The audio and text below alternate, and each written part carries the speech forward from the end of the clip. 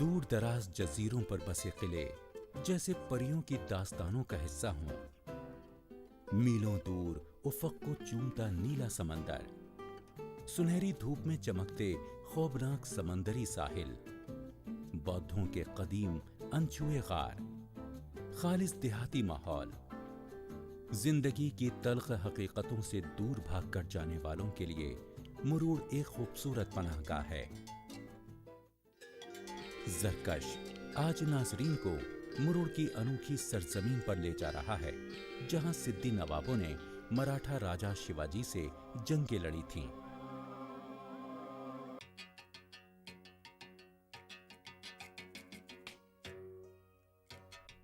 मुरुड़ के रास्ते में सबसे दिलचस्प हिस्सा बौद्ध मजहब से जुड़ी गुफाएं हैं, जो पहाड़ों को काटकर बनाई गई हैं।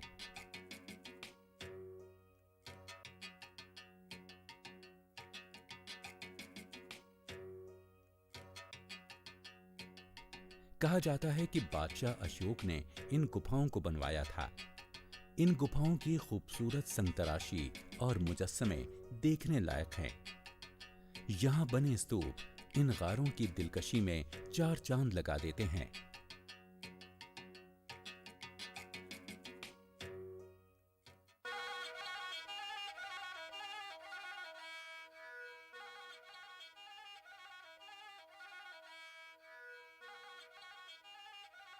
जैसे जैसे इन गारों में कदम आगे बढ़ते हैं, लगता है कि वक्त कहीं सैकड़ों साल पीछे चला गया हो।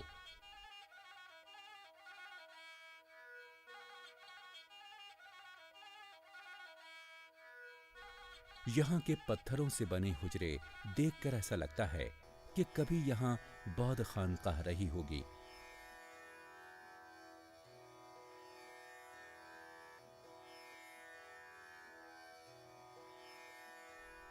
आगे बढ़िए तो गुफाओं में गौतम बुद्ध की बहुत सी मूर्तियां ज्ञान ध्यान के मुख्तलिफ अंदाज में नजरों के सामने होंगी।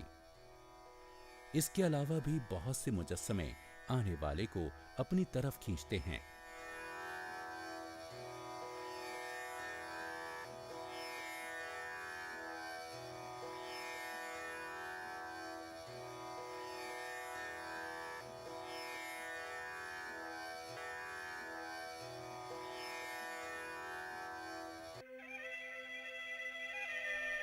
इस रूहानी माहौल में रुकने का दिल तो बहुत चाहता है, लेकिन सफर तो जारी रहना है।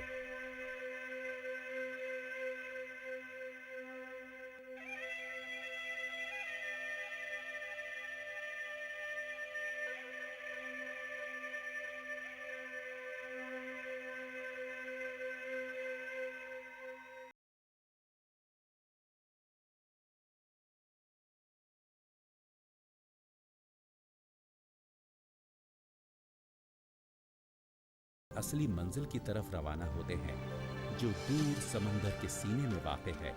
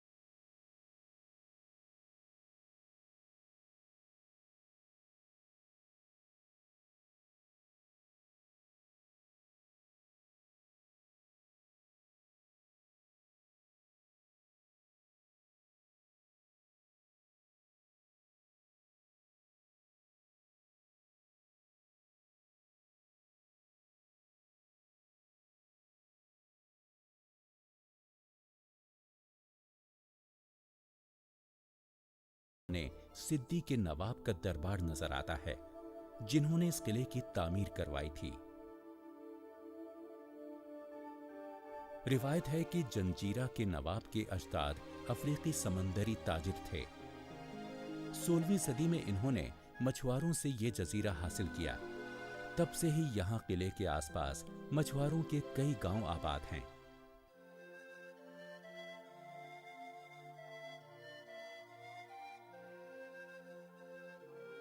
इस उजाड़ और खस्ता हाल तालाब में कभी नवाब खानदान की खवातीन गुस्ल किया करती थीं।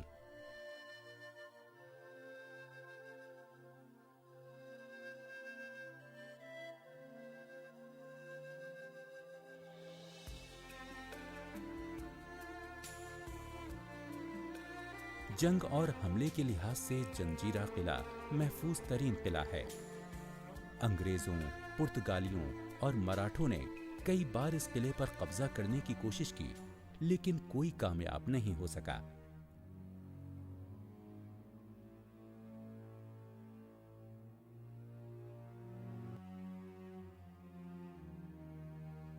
यही वजह है कि तामीर के 350 साल बाद भी यह किला नाकाबिले तस्खीर माना जाता है। शायद इसकी वजह दूर तक फैला समंदर और वो तोपें हैं जो किले की फसीलों की हर बुर्जी पर नस्ब की गई हैं। इसलिए कोई दुश्मन यहां तक नहीं पहुंच पाया।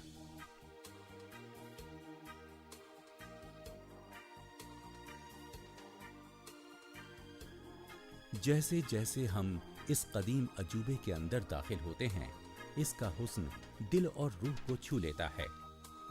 जगह जगह समंदर के रुख पर पहरेदारी के मीनार बने हुए हैं, जो हिफाजत का फर्ज अदा करने के साथ साथ समंदर का दिलकश नजारा भी पेश करते हैं।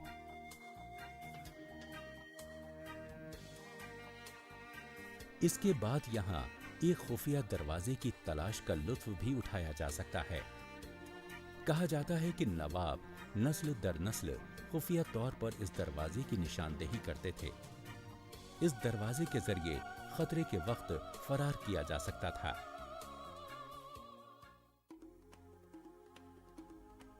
इन खंडरों को देखने वाला ये तस्वुर किए बिना नहीं रह सकता कि 16वीं सदी में जब यह किला तामीर हुआ था, तब इसमें रहने वालों की और इस किले की कैसी शान शौकत रही होगी। इस शान शौकत का अंदाजा नवाब के महल को देखकर किया जा सकता है। हालात की मजबूरियों ने नवाबों को यह समंदरी किला छोड़कर शहरों में बसने पर मजबूर कर दिया।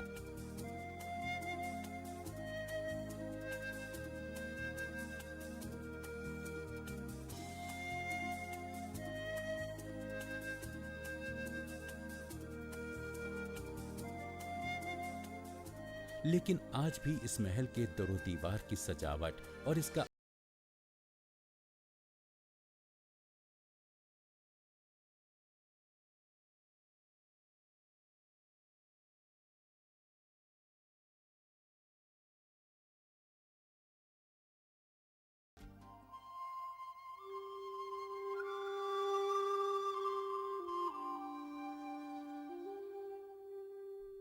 इस महल के करीब ही दत्तारे का मंदिर है, जो मकामी देवता दत्तारे के लिए बनवाया गया था। ये जगह भी देखने लायक है। ऊंचे ऊंचे चरागों के मीनार फने तामीर का बेहतरीन नमूना है और मंदिर की खूबसूरती को चार चांद लगाते हैं।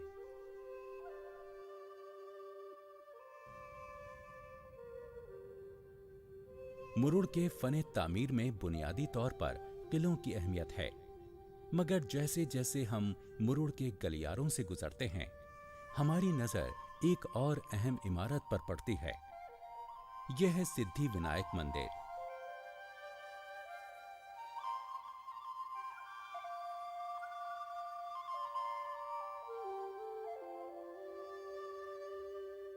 जिसे भगवान गणेश के नाम पर बनाया गया है। इसकी बाहरी खूबसूरती अनोखी है। रंगों और खाकों का अनोखा मिलन इसको दीदा ज़ेब बनाता है।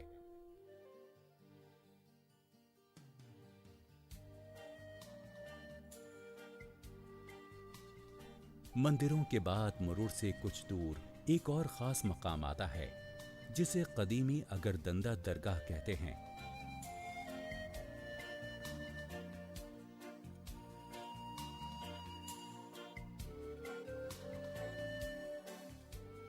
सोलहवीं सदी से ताल्लुक रखने वाली ये इमारत अगरचे अब खंडर हो चुकी है, मगर इसका तर्ज तामीर अब भी पुरकशिश है।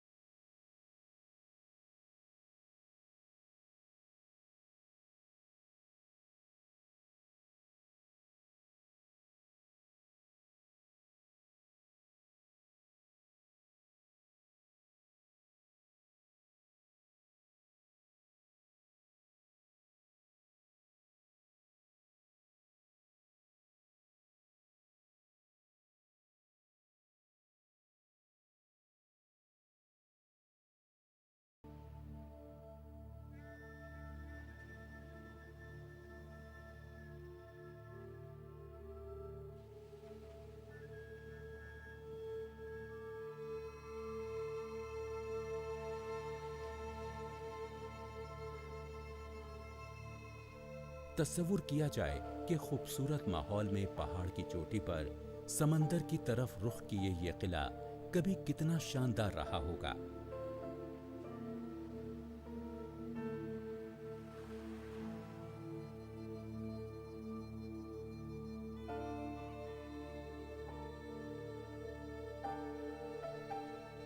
तीन किलोमीटर से ज्यादा के रकबे पर फैले कदीम पुर्तगाली किले को देखने के लिए काफी वक्त चाहिए।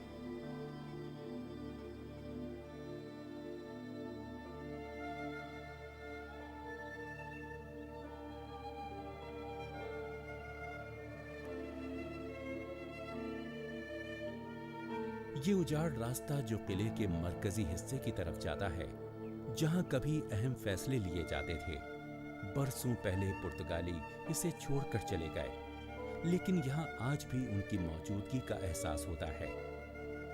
आज भी इस किले की तामीरी शान शौकत और खूबसूरती से इनकार मुमकिन नहीं।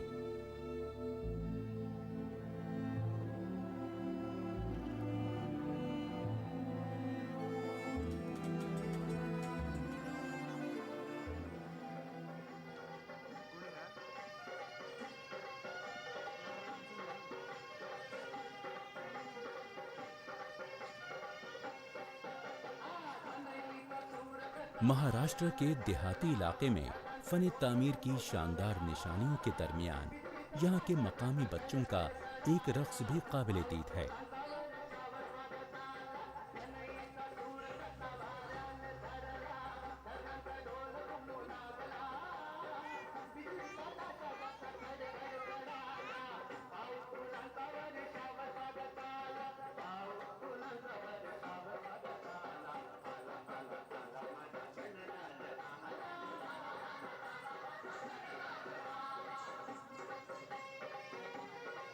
एक अवामी रक्स जो भगवान कृष्ण और उनकी गोपियों की कहानियों पर मबनी है।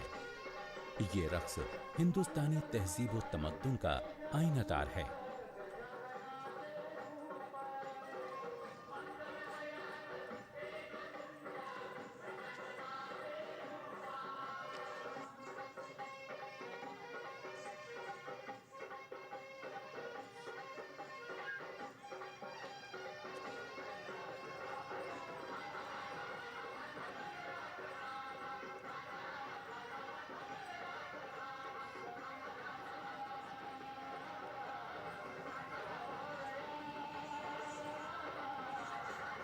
अभी देखने वाले इन नन्हे फनकारों के दिलकश रक्स का लुत्फ ले ही रहे थे कि कुछ दूसरे बच्चों ने मराठी लिबास में लवानी रक्स शुरू कर दिया। लड़कियों के जरिए पेश किया जाने वाला ये रक्स इस इलाके का सबसे मकबूल रक्स है।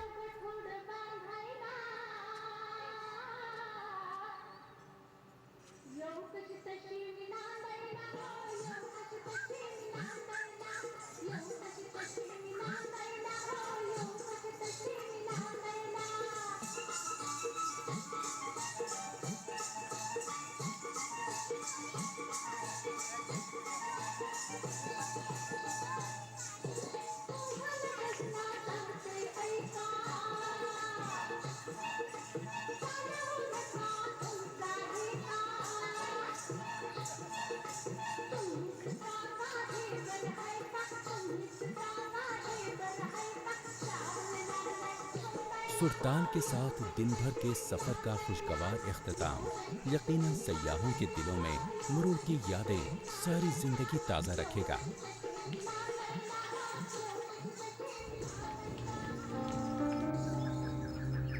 महाराष्ट्र के साहिली इलाकों में हमारा सफर जारी है और अब हमारी मंजिल है गणपति पोले। रास्ते में हमारा पहला पड़ाव है जयगढ़ का किला। ये उन बहुत से किलों में से है जो मराठा सल्तनत के राजा शिवाजी ने तामीर करवाए थे।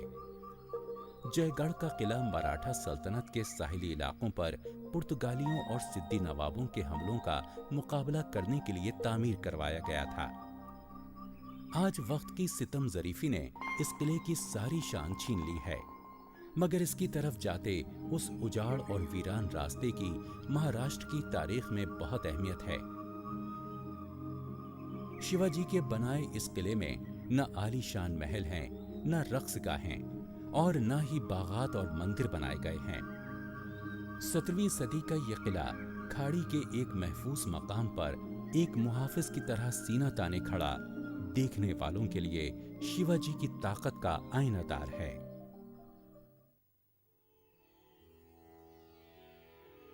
गणपति पोले पहुंचने के बाद सबसे पहले इस शहर की आत्मा स्वयं रूप गणपति मंदिर के दर्शन करना बेहतर है।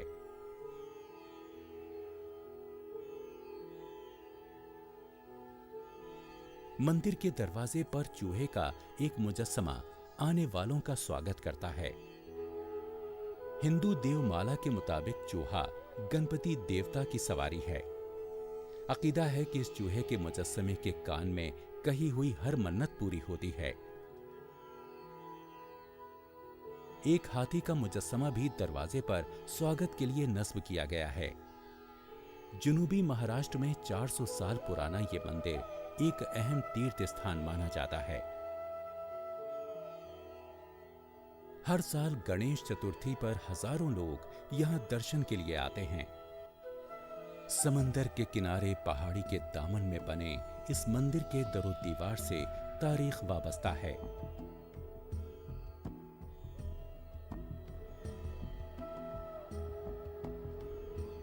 हालांकि अभी जल्द ही इस मंदिर की तामीर नौ की गई है, मगर इसकी जगह में कोई तब्दीली नहीं की गई।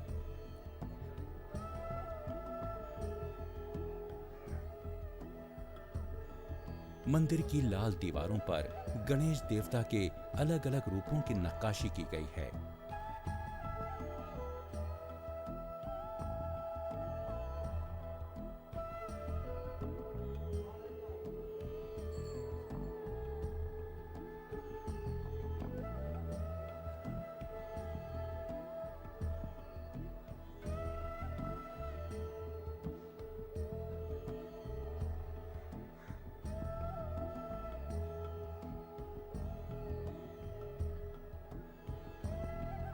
बाहर के मुकाबले अंदर से मंदिर बहुत सादा है। इस मंदिर की शोहरत गणपति देवता की एक अनोखी मूर्ति की वजह से भी है। माना जाता है कि ये मूर्ति अपने आप ही वजूद में आई। कहा जाता है कि ये दरअसल एक छोटा सा टीला था जिसमें इस गांव के वासियों को गणपति देवता का रूप दिखाई दिया और वो इसकी पूजा करने लगे और इसीलिए इस गांव का नाम गणपति पोले पड़ गया। 400 साल पहले यहां इस मंदिर की तामीर की गई।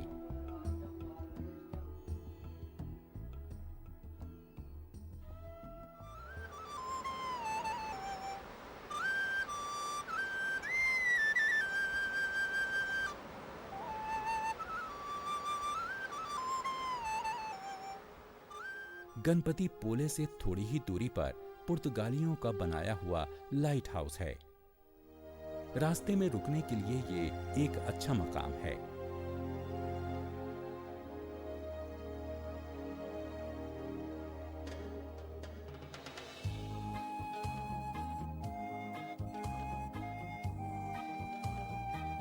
इसके ऊपर चढ़कर समंदर का नजारा बहुत दिलकश है। आज ये उजाड़ है, मगर एक जमाने में समंदरी सफर में इसकी बहुत अहमियत थी।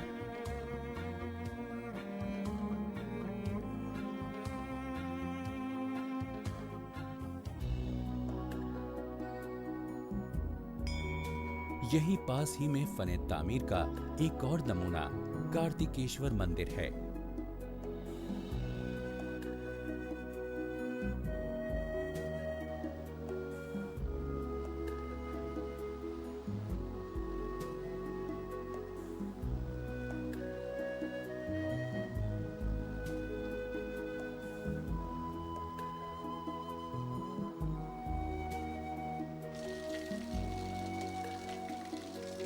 कहा जाता है कि इस मंदिर में पानी की टूटी में आने वाला पानी असल में एक मीठे पानी के चश्मे से आता है।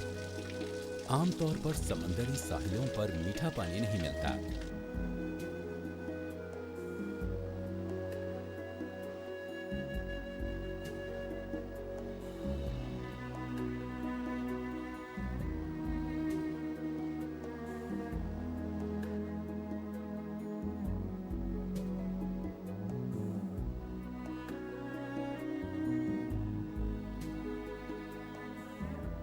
जनूबी महाराष्ट्र का ये एक पुरसुकून इलाका है जहां ये मंदिर बनाया गया था।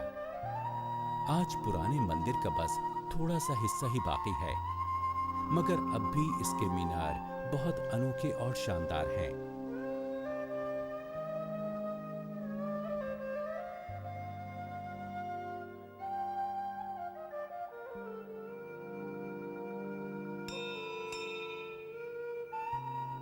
माना जाता है कि इस मंदिर की तामीर के बाद से कोई दिन ऐसा नहीं गया जब यहाँ पूजा नहीं हुई हो।